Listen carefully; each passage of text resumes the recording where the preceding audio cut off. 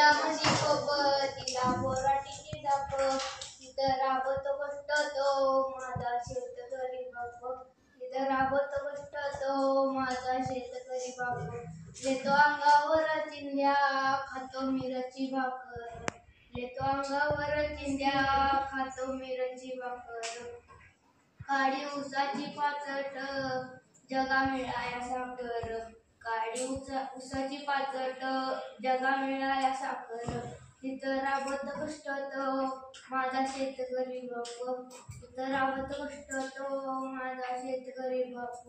नमस्कार मित्रांनो, माझे नाव श्री राशेकर माई।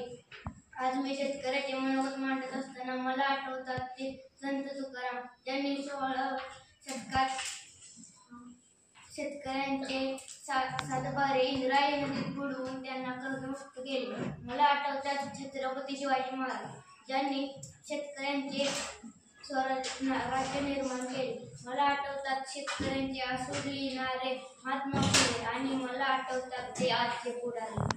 मध्यंतरीच्या काळात विदर्भ, मराठवाडा, खानदेश मध्ये शेतकरी बांधवांनी आत्महत्या केल्या। प्यावा वाटत नाही विषाचा घोट, प्यावा वाटत नाही विषाचा घोट, पण काय करावं मायबाप सरकार, मातीच्या वासानं कधी भरते का पोट, कधी भरते का पोट। शेतामध्ये एक पीक चांगलं आहे की मला फार आनंद होतो। पिकाची जोपासणी कापणी करून मी ते पीक घेऊन जगाचा उदरनिर्वाह करतो।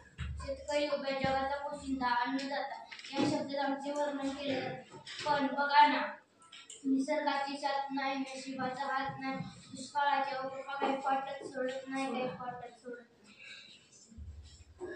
आकाशात काळे ढग जमू लागले की माझ्या मनात एकच आस असते, ती म्हणजे माझा हा काळा विठोबा बरसणार।